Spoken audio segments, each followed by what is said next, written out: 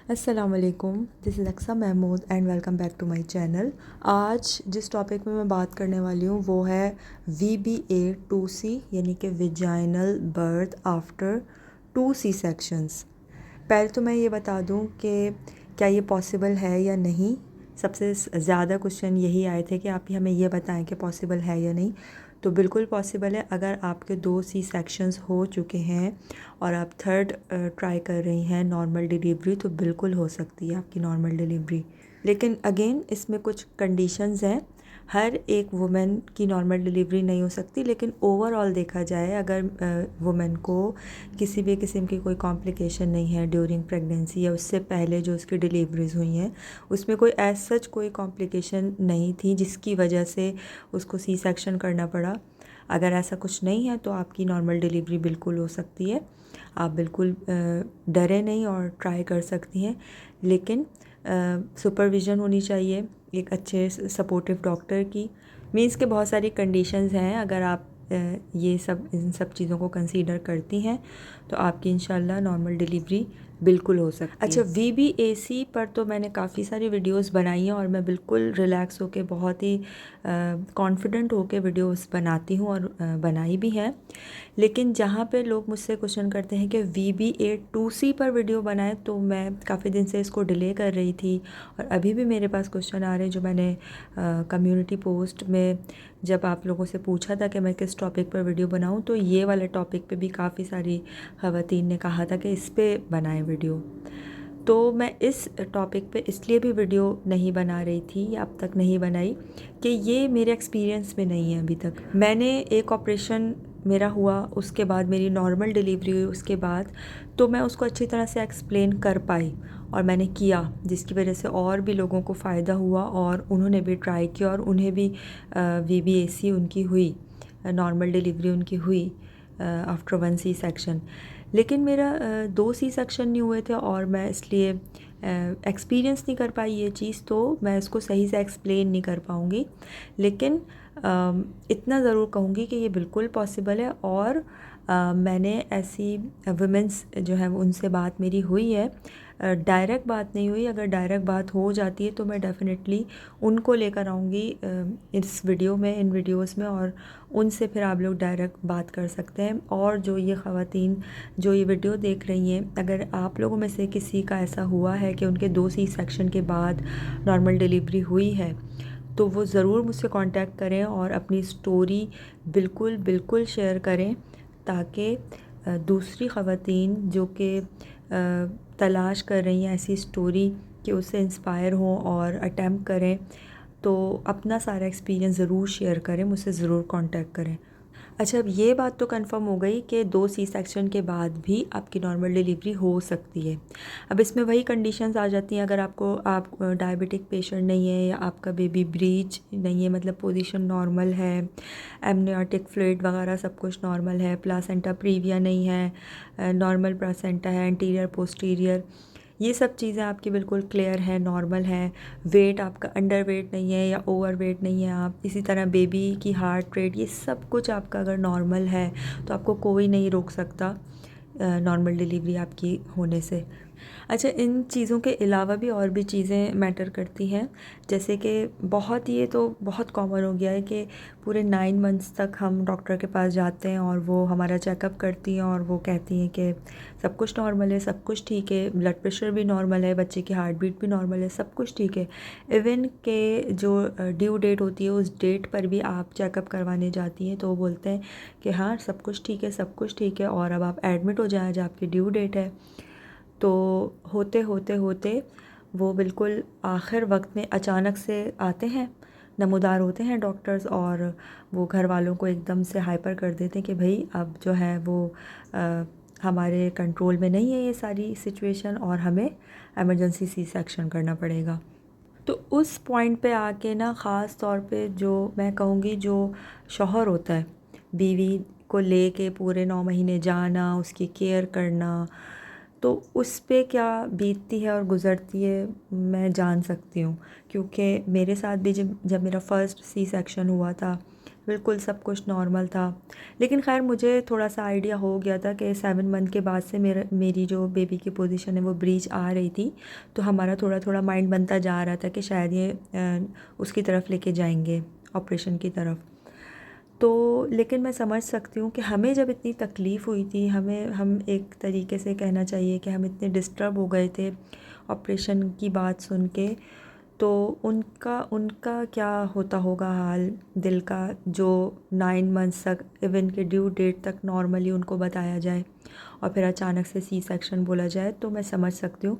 और मैं ये सोचती हूँ कि जो वुमेन है जिसके साथ ये सब कुछ होना है, उसकी साइकोलॉजिकल कंडीशन क्या होगी उस वक्त। तो ना डॉक्टर्स, मैं कहूँगी कि मैं क्या कहूँगी, अब तो सभी कहते हैं कि बिज़नेस खोला हुआ है और कसाई खाना खुला हुआ है, और बस हर दूसरी, बल्कि अब तो मुझे लगता है हर पहली औरत को ही काट पीट के रख दिया जाता है और उसका कोई डिसीजन नहीं होता, क्योंकि आपको तो कुछ पता ही नहीं है, डॉक्टर तो हम हैं। तो ऐसा नहीं होना चाहिए। और मैंने तो जैसे अपने लिए बहुत सारे बोल्ड स्टेप्स भी लिए, वी बैक भी अटैम्प्ट किया, उसके बाद होम बर्थ भी अटैम्प्ट की। तो मेरे जैसी खातून होगी तो खैर इस दुनिया में, ऐसा तो नहीं है कि मैं वाहिद हूँ, लेकिन बहुत सारी ख़वातीन डर जाती हैं, लड़कियां डर जाती हैं जब उनकी ख़ास तौर पे जो पहली औलाद होती है। तो ज़ाहिर है पता नहीं होता है ना शौहर को ना बीवी को, और ससुराल की तरफ से भी प्रेशर है, मैके की तरफ से भी सब डरे हुए हैं, पहला बच्चा है, तो ये सब होता है। तो ऐसी कंडीशन से बचने का तो कोई सॉल्यूशन नहीं है, लेकिन हम ये कर सकते हैं, ख़ास तौर पे लड़की ये कर सकती है, औरत ये कर सकती है कि वो ऐसी सिचुएशन में जाने से पहले ही अपने आप को प्रिपेयर कर ले कि मैं ऐसी सिचुएशन में जाऊँ ही ना, और बिलफ़र्ज़ अगर चली भी जाऊँ तो मेंटली तौर पे अपने आप को प्रिपेयर रखना है। जैसे मैंने जब अपना वी बैक अचीव मैं अटैम्प्ट कर रही थी, तो उस वक्त मैं मेंटली तौर पे बिल्कुल प्रिपेयर थी कि अगर नॉर्मल डिलीवरी नहीं हुई तो मेरा ऑपरेशन होगा। मैं मेंटली तौर पे बिल्कुल क्लियर थी कि बिल्कुल हो सकता है, मेरा फ़र्स्ट हुआ है तो सेकंड भी हो सकता है। फ़र्स्ट में मैं बिल्कुल मेंटली तौर पे मैं प्रिपेयर एक तरीके से नहीं थी, उसकी कहानी फिर कभी बताऊँगी। लेकिन अपने आप को मेंटली तौर पे स्ट्रॉन्ग रखना, प्रिपेयर रखना बहुत ज़्यादा ज़रूरी है। इसी तरह अगर आप सेकंड अटैम्प्ट कर रही हैं, यानी कि आपके 2 सीज़ेरियन हो चुके हैं और आप अब थर्ड डिलीवरी नॉर्मल अटैम्प्ट करने जा रही हैं, आपकी मेडिकल सारी कंडीशंस ओके हैं और आपको सपोर्टिव डॉक्टर भी मिल गई है, तो लेकिन मेंटली तौर पे आप फिर भी प्रिपेयर रहें कि मेरी 2 डिलीवरीज़ अगर सीज़ेरियन हुई हैं तो मे बी आपकी नॉर्मल हो जाए और मे बी आपकी सिजेरियन हो जाए। जो अचानक वाले फ़ैसले होते हैं उससे जो शॉक लगता है ना, तो वो उसको कोप अप करने में काफ़ी टाइम लगता है, और फिर ज़ाहिर है फिर बेबी भी आ गया, फिर उसकी मसरूफ़ियात, तो जो औरत है वो पहले दिन से डिप्रेशन में जाना शुरू कर देती है और ये इस चीज़ को कोई कंसीडर नहीं करता। फिर तो सबसे पहले तो अपनी मेंटल हेल्थ का आपको ख़ुद ख़याल रखना है, अपने आप को बिल्कुल डिप्रेशन में नहीं जाने देना है, ना डिलीवरी से पहले ना डिलीवरी के बाद। वो डॉक्टर जो आपके लिए बहुत अभी हमदर्द बन रहा है कि नहीं आपको बहुत मसला हो जाएगा, आपके ये स्टिचेस खुल जाएंगे, या जो भी वो कहानी बनाए या वाकई में हो ऐसा, वो डॉक्टर आपको ऑपरेशन करने के बाद आप जब घर शिफ्ट हो जाए आपको देखने नहीं आएगा। आपके डिप्रेशन का वो कोई मदावा नहीं, आपके डिप्रेशन को कोई नहीं पूछेगा कि आप किस डिप्रेशन से गुज़र रही हैं। वो आपको ख़ुद ही हैंडल करना, ख़ुद ही फेस करना और ख़ुद ही सबसे छुपाना है। बाकी जो ख़वातीन मुझसे पूछ रही हैं कि हम किस तरह से अपने आप को रेडी करें या कोई टिप्स दें कि हमारी नॉर्मल डिलीवरी हो जाए आफ्टर फर्स्ट या सेकंड सीज़ेरियन के बाद, तो भाई अपने आप को हेल्दी रखें। और हेल्दी मतलब हेल्दी, ऐसा नहीं है कि हेल्दी मैं कह रही हूँ, हेल्दी डाइट कह रही हूँ तो बस आप ग्रीन वेजिटेबल्स और सब्जियां खाने लग जाएं, ऐसा नहीं है। एक बैलेंस डाइट रखें, आपको कार्बोहाइड्रेट्स, फैट्स, प्रोटीन, लिपिड सब चीज़ की ज़रूरत है। और अब ये भी आप पूछते हैं कि हम पूरी रूटीन बताएं कि हम सुबह से लेकर शाम तक क्या खाएं। तो मेरी जब 4th प्रेगनेंसी थी तब मैंने ये चैनल स्टार्ट किया था, तो उस दौरान मेरा 7 मंथ था और मैंने 7 मंथ पे तो वीडियोस अपलोड करना शुरू की थी, लेकिन मेरा इससे पहले भी जितने भी मंथ्स हैं वो मैं रिकॉर्ड करती जा रही थी। तो उन सारे मतलब फ़र्स्ट मंथ से लेके लास्ट मंथ तक और उसके बाद भी डिलीवरी के बाद की भी डाइट हर मंथ की मैंने अपने चैनल पर अपलोड की हुई हैं। कोशिश करूँगी कि उन सब के लिंक्स मैं इस वीडियो के डिस्क्रिप्शन में लगा दूँ, तो आप वहाँ से एक आइडिया ले सकते हैं, एक स्केच ले सकते हैं कि हम क्या क्या खा सकते हैं ड्यूरिंग आवर प्रेगनेंसीज़ और आफ्टर प्रेगनेंसी, यानी कि डिलीवरी के बाद। मैंने पोस्टमार्टम पीरियड की भी सारी केयर, अपने स्टिचेस की केयर, अपने बेबी की केयर, अपनी केयर किस तरह करनी है, सब कुछ मैंने हर टॉपिक पे वीडियो बनाई हुई है। बाकी VBA2C किसी ने अचीव किया हुआ है, यानी कि 2C से सिजेरियन के बाद किसी ने नॉर्मल डिलीवरी अचीव की हुई है, तो मुझसे ज़रूर कांटेक्ट करें। इस वीडियो के नीचे कमेंट कर दे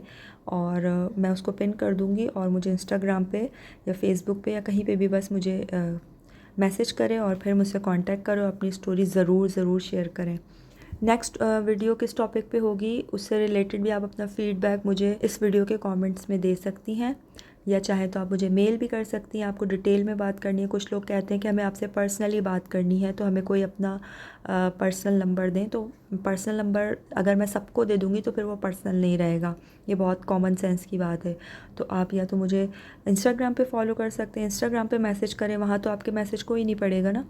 तो इंस्टाग्राम, फेसबुक, या फिर बहुत ही पर्सनल करना है तो ईमेल कर सकते हैं। तो ये बहुत सारे ऑप्शन हैं, या तो कमेंट पे भी आप लिख सकते हैं। ये ज़्यादातर ख़वातीन से रिलेटेड ही चैनल है, तो अगर आप कमेंट करते हैं तो इससे दूसरों का भी फ़ायदा होगा अगर मैं उसका आंसर करती हूँ कमेंट में भी। बाकी बस अपना ख़याल रखें, अपनी सेहत का ख़याल रखें। आपकी सेहत है तो आप पूरा जहान है, वरना कुछ भी नहीं है। तो मिलते हैं इंशाल्लाह फिर नेक्स्ट वीडियो में। Be healthy, be strong.